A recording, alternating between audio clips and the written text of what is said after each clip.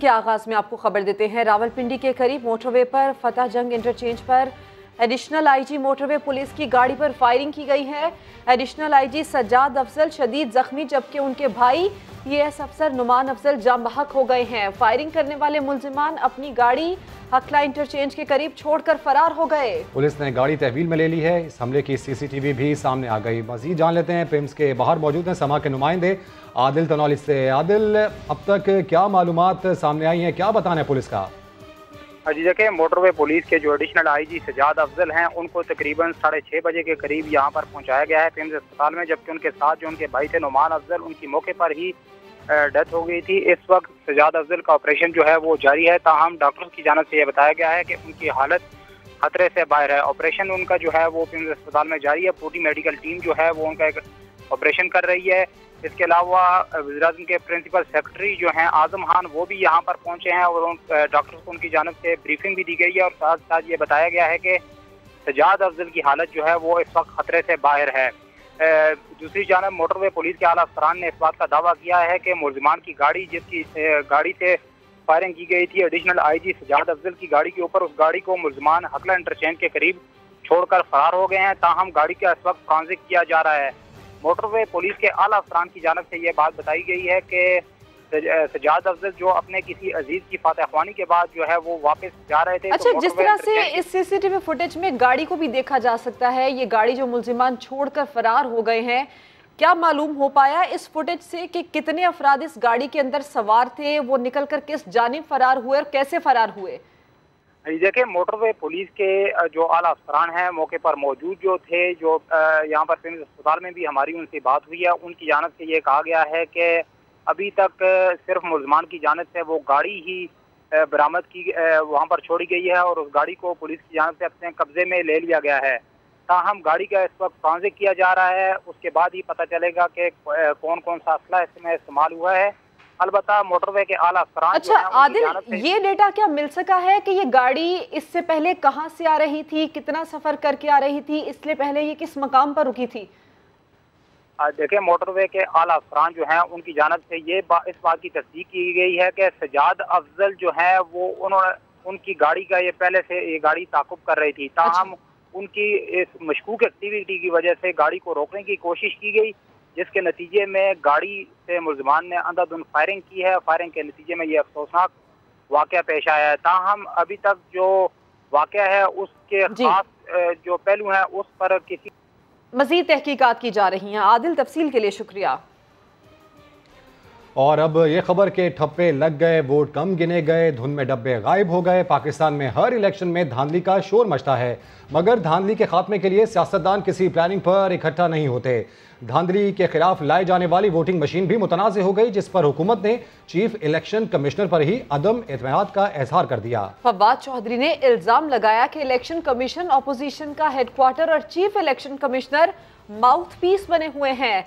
सिकंदर सुल्तान राजा छोटी जमातों के आलाकार बनेंगे तो रद्द अमल आएगा।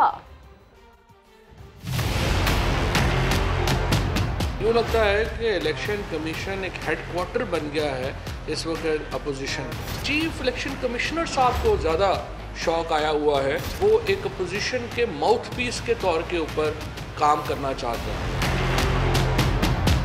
वो एक करीबी राब्ते में रहे हैं नवाज शरीफ साहब वगैरह से, उनकी ज़ाती हमदर्दी भी हो सकती है। अगर चीफ इलेक्शन कमिश्नर साहब ने इस तरह से एक सियासत करनी है, वो इलेक्शन कमीशन को छोड़े और ख़ुद इलेक्शन में उम्मीदवार आ जाए। मुल्क की सबसे बड़ी जमात होने की हैसियत से अगर हमें चीफ इलेक्शन कमिश्नर पर एतमाद नहीं है तो मुझे बताएं वो इलेक्शन कैसे कराएं। अपने रवैये के ऊपर नज़रसानी करें। आप छोटी छोटी जमातों के आलाकार ना बने। अहमकाना जो ऑब्जेक्शन जिस तरह के उन्होंने EVM के ऊपर लगाए, आप ओपन इसको जो है वो सियासत के लिए अगर इस्तेमाल करेंगे तो फिर आगे से रिस्पांस आएगा। इलेक्शन कमीशन की जो मंतक है वो अजीबोगरीब है। वो ये कहते हैं कि पार्लियामान को हक नहीं है उन्हें बताने का कि निज़ाम क्या होगा। लॉ आप नहीं बनाएंगे, लॉ बनाने का इख्तियार एक्सक्लूसिवली पार्लियामान के पास है। इलेक्शन कमिश्नर हो या कोई भी इदारा हो, उसको पार्लियामेंट को मान के चलना होगा। रिफॉर्म की बात हो, इस्लाहात की बात हो, फौरी तौर के ऊपर अपोजिशन उसको छोड़ के डील के पीछे पड़ जाती है। छोटे लोग हैं, छोटी सोच है, और छोटे मकासद। ऐसे इदारे को आग लगा दी जाए। जी हाँ, यही वो अल्फाज हैं वफाकी वजीर आजम खान स्वाति के, जिसके बाद ये सारा झगड़ा पैदा हुआ। सेनेट कमेटी इजलास में वजीर रेलवे ने इलेक्शन कमीशन पर पैसे लेकर इंतखाबात का बेड़ा गर्क करने का इल्जाम लगा दिया। कहने लगे ऐसे इदारे को आग लगा दी जाए, जिस पर इलेक्शन कमीशन हुकाम इजलास से वॉकआउट कर गए। अपोजिशन को खुला मैदान मिला तो कमेटी चेयरमैन ने फौरन बिल पेश करके वोटिंग करा दी और तरमीमी बिल मुस्तरद हो गया। उस्मान खान की रिपोर्ट। इलेक्शन कमीशन को आग लगाने के बाद वजीर रेलवे आजम स्वाति की शोला बयानी पर सेनेट कायमा कमेटी पार्लिमानी उमूर में बात भड़क उठी। वजीर मौसूफ का इलेक्शन कमीशन पर पैसे पकड़कर इंतखाबात तबाह करने का इल्जाम। इदारे के मुतालिका हुक्काम एहतजाजन वॉकआउट कर गए, लेकिन आजम स्वाति का गुस्सा ठंडा न हुआ। मुझे तो समझ नहीं आती कि कैसा इदारा ये क्या कर रहा है। अब वक्त आ गया है कि ईसीपी को लोगों के सामने, पार्लियामेंट के सामने, हुकूमत के सामने जिनके वोट हैं उनको जवाब देना चाहिए कि क्या वजह है कि आप एक ट्रांसपेरेंट तरीकेकार इख्तियार करने के लिए आप उस तरफ नहीं चाहते कि जाने के लिए। कमेटी में समीना जहरी को ना सुनने और वोटिंग कराने के मामले पर बात बिगड़ गई। हुकूमती अरकान और वज़रा इजलास छोड़कर चल दिए, जिस पर कमेटी चेयरमैन ने झट से इंतखाबी इस्लाहात तरमीमी बिल पेश किए, जिन्हें मुस्तरद कर दिया गया। आजम स्वाति के संगीन इल्जामात की बात chief election commissioner Sikandar Sultan Raja तक भी पहुंच गई। स्पेशल सेक्रेटरी ने सब बता दिया तो चीफ ने हंगामी इजलास बुला लिया। इलेक्शन कमीशन पर इल्जामात क्यों लगाए? पीडीएम ने वफाकी वज़रा से गैर मशरूत माफी का मुतालबा कर दिया। मरियम नवाज का भी सख्त रद्द-ए-अमल आया। कहा कि हुकूमत पूरे इदारे को आग लगाने की धमकी दे रही है। शाहिद खाकान अब्बासी ने दावा किया कि हुक्मरान जानते हैं अवाम उन्हें मुस्तरद कर देंगे, इसीलिए वोटिंग मशीन के जरिए धांधली की कोशिश की जा रही है। इंतखाबी इस्लाहात पर गर्मा गर्म बहस के बाद मुल्की सियासत में हलचल। ओपोजिशन ने हुकूमत के खिलाफ महाज गर्म कर दिया। मरियम नवाज ने सोशल मीडिया से तब्दीली सरकार पर वार किया। कहा, हमने इदारों पर नहीं, सिर्फ उनमें छुपे मनफी किरदारों पर तनकीद की है। यहाँ हुकूमत पूरे इदारों को आग लगाने की धमकी दे रही है और पूछने वाला कोई नहीं। मतवाले रहनुमा भी मैदान में उतरे और हुकूमत पर ताक ताक कर निशाने लगाए। इलेक्शन कमीशन ने कहा है, जनाब माजरत है, इलेक्ट्रॉनिक वोटिंग मशीन के जरिए इलेक्शन नहीं कराया जा सकता। अददी बर्तरी पर ये मामला तय नहीं हो सकते, ये इत्तफाक राय से होते हैं। आज हुकूमत बज़िद है, इस हद तक बज़िद है, इलेक्शन कमीशन को जलाने की धमकी देने को तैयार है। तर्जुमान पीडीएम हाफिज हमदुल्ला ने इलेक्शन कमीशन को बेबुनियाद करार दे दिया। इस रवैये से पता चला कि वो इदारों को यरगमाल बनाना चाहते हैं। वो इदारों को दलील के जरिए नहीं, धमकी और गुलैल के जरिए अंडर कंट्रोल लाना चाहते हैं। पीडीएम ने इंतखाबी इस्लाहात को मुस्तरद करने का ऐलान किया। हाफिज हमदुल्ला ने दावा किया कि ईवीएम आरटीएस का रीप्ले होगा। आगे जानिए, मशीन न हुई मुअम्मा हो गया। इंतखाबी इस्लाहात से पीछे नहीं हटेंगे। बाबर अवान कहते हैं इंतखाबी इस्लाहात बिल पार्लियामेंट के मुश्तरका इजलास से मंजूर करवाएंगे। आजम स्वाति ने इदारे के एतराज़ात को हुकूमत के खिलाफ FIR करार दे दिया। जुल्करनैन इकबाल की रिपोर्ट। सेनेट की कायमा कमेटी पार्लिमानी उमूर में इलेक्शन कमीशन के खिलाफ खड़ाक के बाद आजम स्वाति की फवाद चौधरी और बाबर अवान के हमरा धुआंधार प्रेस कॉन्फ्रेंस। बोले, इलेक्ट्रॉनिक वोटिंग मशीन के मामले में इलेक्शन कमीशन ऑफ पाकिस्तान हुकूमत के खिलाफ फरीक बन चुका। इस FIR को जो इलेक्शन कमीशन ने दी है हमारी हुकूमत के खिलाफ, जो अच्छा काम करने के लिए जा रहे हैं, ताकि रिगिंग का ये कारोबार जो कर रहे थे और इनके नीचे जो लोग कर रहे थे वो तो बंद हो जाएगा अगर अलग EVM अगर आ गई। मुशीर पार्लिमानी उमूर बाबर अवान ने कमेटी इजलास से इलेक्शन कमीशन हुकाम का वॉकआउट गैर आईनी करार दिया। ओपोजिशन को आड़े हाथों लेते हुए इंतखाबी इस्लाहात बिल पार्लियामान के मुश्तरका इजलास में पेश करने का भी ऐलान कर दिया। बैरून मुल्क पाकिस्तानियों को यकीन दिलाना चाहता हूँ, हम आपके बिल को और दोनों बिल्स को पार्लियामेंट के जॉइंट सेशन में हमने फैसला कर लिया कि लेके जा रहे हैं। कि उनका पहला बायकॉट नहीं है, उन्होंने सदर हाउस में भी नुमाइंदा भेजने से इनकार किया था। काबीना अरकान का कहना था ओपोजिशन सिर्फ इसलिए समंदर पार पाकिस्तानियों से खुलकर दुश्मनी पर उतर आई कि तारिकीने वतन तो वोट इमरान खान को ही देंगे। कैमरामैन इसरार अहमद के साथ जुल्करनैन इकबाल, समा, इस्लामाबाद। ये है इलेक्ट्रॉनिक वोटिंग मशीन। हुकूमत कहती है अगर ये मशीन इंतखाबात में इस्तेमाल हो जाए तो राय शुमारी शफाफ हो जाए। ऑपोजिशन कहती है ये मशीन अगर इलेक्शन प्रोसेस का हिस्सा बन जाए, पोलिंग मुतनाज़ हो जाए। मशीन ना हुई, मुअम्मा हो गया। जबकि दुनिया के 31 मुल्कों में इलेक्ट्रॉनिक वोटिंग मशीन पर कामयाब इलेक्शन हो चुके हैं। 14 मुल्कों में ये मशीन इंतखाबात के लिए इस्तेमाल की जा रही है। 11 मुल्कों के कुछ हिस्सों में ईवीएम का तजर्बा किया जा रहा है। 5 मुल्कों में पायलट प्रोजेक्ट्स चल रहे हैं। 8 मुल्कों में पायलट प्रोजेक्ट के बाद सिलसिला रुक चुका है। भारत की बात की जाए तो सन 98 में तजर्बा किया गया और 2004 से कौमी सतह पर इसका इस्तेमाल किया जा रहा है। शफाफ इंतखाबात मुमकिन बनाने के लिए बहुत सारे मुल्कों ने इस मशीन को एक बार मौका जरूर दिया है। किसी ने इसे मुअम्मा नहीं बनाया, मगर हमारे यहाँ बेचारी इलेक्ट्रॉनिक वोटिंग मशीन तजर्बे से पहले ही मुअम्मा बन चुकी है।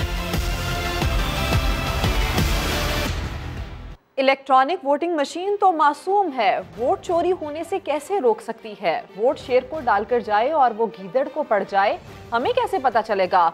मुस्लिम लीग नून के रहनुमा शाहिद खाकान अब्बासी ने प्रेस कॉन्फ्रेंस के दौरान वोटिंग मशीन पर दिलचस्प राय दी। कहने लगे ये मशीन तो शिबली फराज ने बनाई है, उनका मशीनें बनाने का क्या तजुर्बा है? ये मशीन भी चोरी का मुकाबला नहीं कर सकती, चोरी को रोकने की जरूरत है। हमारे मुल्क में इलेक्शन चोरी होता है, हर एक को पता होगा कौन कहां वोट डाल रहा है और क्या कर रहा है। वोटर भी महफूज नहीं है। ये जो मशीन है इसको बआसानी हैक भी किया जा सकता है और टेम्पर भी किया जा सकता है। ये एक डब्बा है, अंदर वो क्या कर रहा है, मैं बटन शेयर का दबाऊं और वोट बल्ले को चला जाए,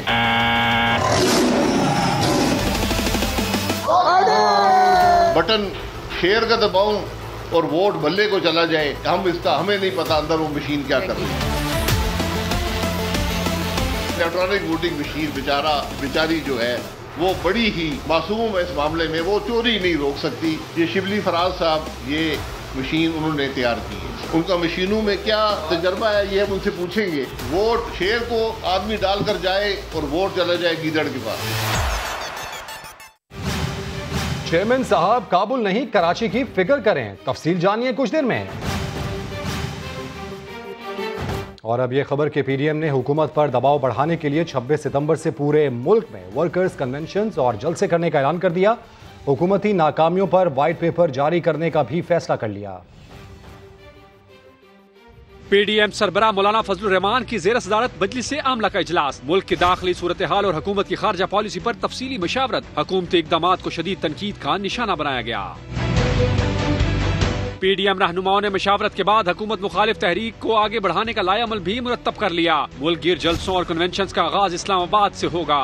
एक व्हाइट पेपर शाये किया जाएगा, कन्वेंशन होगा इस्लामाबाद में 26 सितंबर को। 16 अक्टूबर को फैसलाबाद में एक अजीमुशान जलसा होगा। 31 अक्टूबर को डेरा गाजी खान में होगा। 14 अक्टूबर को पेशावर में मुफ्ती महमूद कॉन्फ्रेंस के नाम से एक अजीमुशान इज्तिमा है। तर्जमान पीडीएम बोले बिलावल जो मर्जी कहते रहें, हम कोई जवाब नहीं देंगे। पीडीएम की क़यादत का फैसला ये है कि हम अपनी सलाहियत को, अपनी सियासी हिकमत अमली को अपने सियासी दोस्तों के खिलाफ इस्तेमाल नहीं करेंगे। वो जो भी जबान इस्तेमाल करे हम उसको खुशामदीद कहते हैं। पाकिस्तान डेमोक्रेटिक मूवमेंट के ओहदेदारों ने मीडिया रेगुलेटरी अथॉरिटी को आजादी इजहार राय के खिलाफ साजिश करार दे दिया। कहा सहाफियों के हकूक के तहफ्फुज़ के लिए उनके हमरा पार्लियामेंट के मुश्तरका इजलास का बाइकॉट करेंगे। उस्मान खान, समा, इस्लामाबाद। जो दोस्त ये समझते थे कि इस्तीफों के बगैर लॉन्ग मार्च नहीं हो सकता, वो अब हिम्मत करें और इस्तीफे दें। बिलावल भुट्टो ने पीडीएम को ताना दे दिया। रहीम यार खान में खिताब करते हुए कहा कि पीपल्स पार्टी अब दोस्तों पर नहीं सिर्फ जियालों पर भरोसा करेगी और हुकूमत को भगाएगी।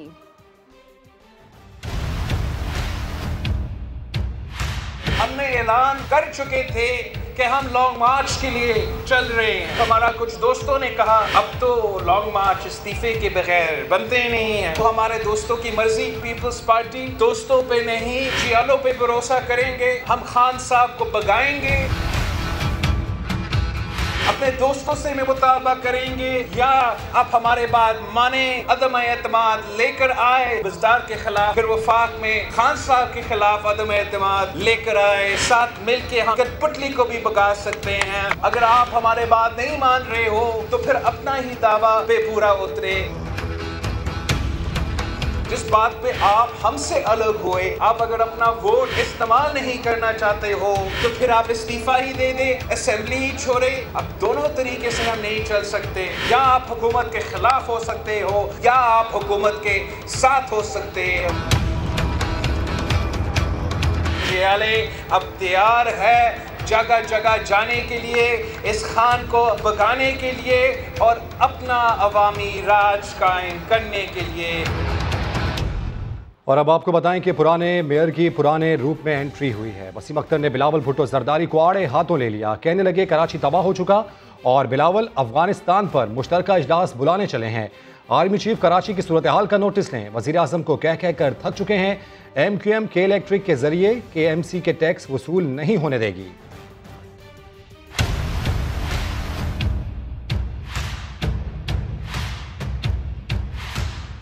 बिलावल साहब कहते हैं कि कंबाइंड इजलास कॉल किया जाए सेनेट का और नेशनल असेंबली का ऑन अफगानिस्तान इशू। अरे what about Karachi issue? Karachi issue आपको अफगानिस्तान की पड़ी है? अरे कराची के लिए बुलाना है कंबाइंड सेशन।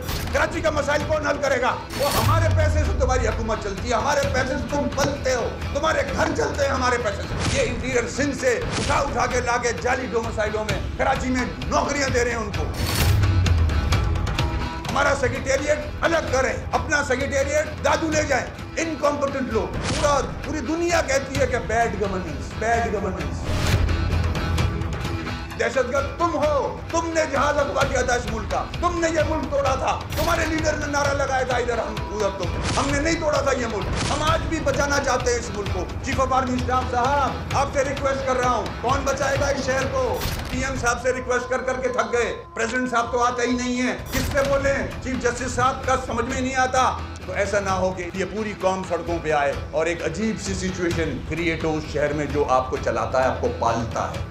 जब तक यहाँ का डिस्पोजल ऑफ गार्बेज बेहतर नहीं करते, यहाँ बसेस प्रॉपर नहीं चलती, यहाँ के पार्क्स मेंटेन नहीं होते, यहाँ की सड़कें ठीक नहीं होती, ये एग्रीमेंट के इलेक्ट्रिक के साथ नहीं होना चाहिए। हम कोर्ट्स में भी जाएंगे, अवाम तंग आ गई है टैक्स दे दे के। पाकिस्तान में अमन इस्तेहकाम को नुकसान पहुँचाने वाली बैरूनी और अंदरूनी कुव्वतों के अज़ाइम हर कीमत पर नाकाम बनाएंगे। Army chief general Qamar Javed Bajwa ने कोर कमांडर्स कॉन्फ्रेंस में 2 टोक बता दिया। तमाम फॉर्मेशंस को रिवायती और गैर रिवायती खतरात से निपटने के लिए मुकम्मल तैयार रहने की हिदायत भी कर दी। उस्मान खान की रिपोर्ट। कोर कमांडर्स कॉन्फ्रेंस में सिपा सालार जनरल कमर जावेद बाजवा का दबंग खिताब। मुअस्सर बॉर्डर मैनेजमेंट निज़ाम पर इजहार इत्मीनान करते हुए कहा, सरहदों पर नकलो हरकत और सिक्योरिटी सूरत हाल कंट्रोल में है। पाकिस्तान में अमन अमान को नुकसान पहुँचाने वाली बैरूनी और अंदरूनी कुव्वतों के अज़ाइम हर कीमत पर खाक में मिलाएंगे। तमाम फॉर्मेशंस की मुहर्रम के दौरान क़याम अमन की कोशिशों की तारीफ। रिवायती और गैर रिवायती खतरात से निपटने के लिए पाक फौज को मुकम्मल तैयार रहने की हिदायत भी कर दी। ISPR के मुताबिक आर्मी चीफ ने अफगानिस्तान से गैर मुल्कियों के इनखिला में पाक फौज के किरदार को सराहा। कहा, पाकिस्तान खित्ते में मुकम्मल इस्तेहकाम के लिए कोशां और पुरअज़्म है। अफगानिस्तान में देरपा अमन के लिए आलमी बरादरी का तामीरी किरदार भी जरूरी करार दे दिया।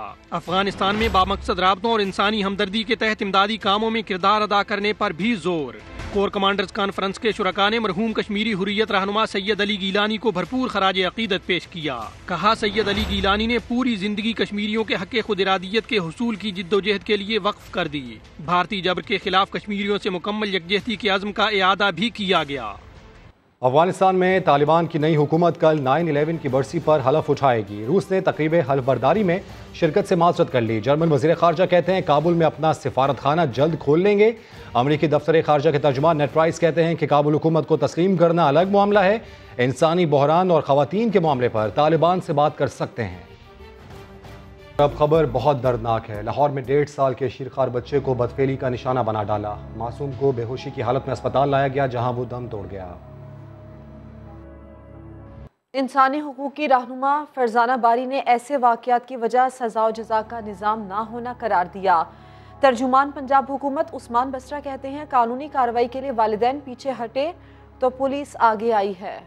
सजा का निज़ाम जब रियासत में ख़त्म हुआ तो उसकी वजह से जो इस्लाकी जो समाज के अंदर जो मुजरमाना ज़हनियत थी वो ज़्यादा तेज़ी के साथ जो है वो फलती फूलती रही। हुकूमत पंजाब के तर्जुमान उस्मान बसरा पंजाब पुलिस के गुण गाते रहे। लॉ एंड ऑर्डर वाला एक पहलू है, मैं उसके ऊपर थोड़ा सा आपको बताना चाहूँगा। वालिदैन जो हैं वो इसका कि लीगल चीज़ों में इन्वॉल्व होने से कतरा रहे हैं। पुलिस खुद से आगे आके मुद्दत दे रही है, पुलिस आगे आ रही है। हमने पुलिस को जो मुकम्मल तौर पर गैर सियासी किया है, पुलिस का एक जो प्रोफेशनल एटीट्यूड है, प्रोफेशनल जो रवैया है, उसके अंदर बेहतरी आई है। लाहौर में रवां साल बच्चों के साथ बदफेली के 85 वाक़यात रिपोर्ट हुए। पुलिस ने 78 मुकदमात के चालान अदालतों में जमा करवाए, जिसमें से सिर्फ 15 का फैसला हो सका। रियाज अहमद की रिपोर्ट। और पीटीआई रहनुमा मुसर्रत चीमा के बच्चों को जहर किसने दिया, जेरे हिरासत मुलाजमीन ने एतराफ़ जुर्म कर लिया। बात करते हैं रियाज अहमद से। रियाज बताइए क्या बताना है मुलाजमीन का, क्यों जहर दिया उन्होंने?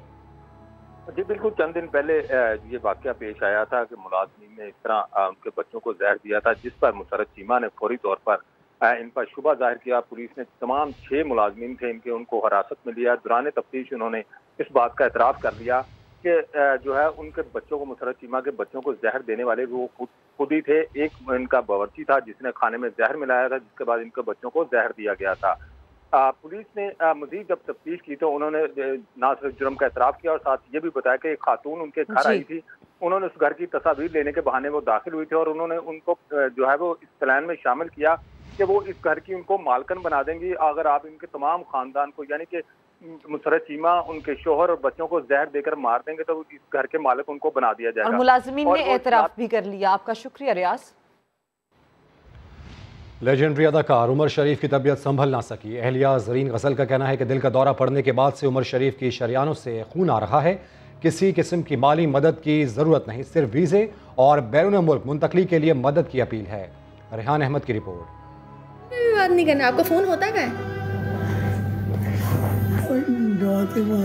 जवाद के पास होता है। अच्छा, क्यों? कहते बच्चे ठीक हो, जल्दी से लड़ाई करनी है मुझे। किससे लड़ाई करूंगी?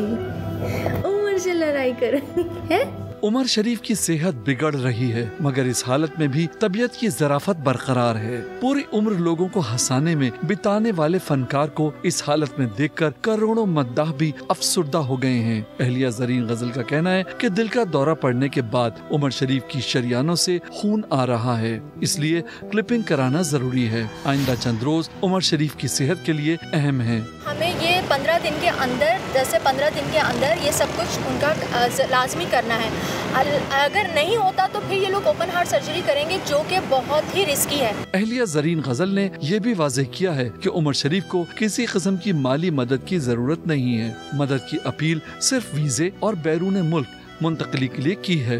उमर को कोई फाइनेंशियली प्रॉब्लम नहीं है, उसके लिए अपील नहीं की है। वो अपील जो की है वो की है वीज़े के लिए, ताकि और एयर एम्बुलेंस के लिए, ताकि उमर अमेरिका जा सके और उनका ये ट्रीटमेंट फ़ौरन जल्दी से जल्द हो सके। उमर शरीफ के करोड़ों चाहने वाले भी उनके लिए बहुत फिक्रमंद हैं और चाहते हैं कि उनके इलाज में कोई कसर न उठा रखी जाए। अल्लाह ताला उमर शरीफ भाई को सेहत तंदुरुस्ती दे। हमारे बहुत बड़े एसेट हैं, पाकिस्तान का बहुत बड़ा नाम और पहचान है। अल्लाह उनको सलामत रखे। उनकी सेहत के बारे में हम तो सुन रहे हैं, लेकिन हमारी दुआएं हैं उनके लिए बहुत ही नाइस इंसान है वो। उमर शरीफ की जानिब से वजीर आजम से मदद की अपील के बाद हुकूमत की जानिब से तेजी से बैरून मुल्क मुंतकली के इकदाम किए जा रहे हैं, जिससे अहले खाना भी मुतमईन है। कैमरामैन मोहम्मद कामरान के साथ रेहान अहमद, समा, कराची। लाहौर में साल की सबसे ज्यादा बरसात, लक्ष्मी चौक में 161 मिलीमीटर बारिश रिकॉर्ड की गई। रिपोर्ट करेंगी आयशा अता। कभी तेज तो कभी हल्की बारिश, बादल लाहौर में जमकर बरसे।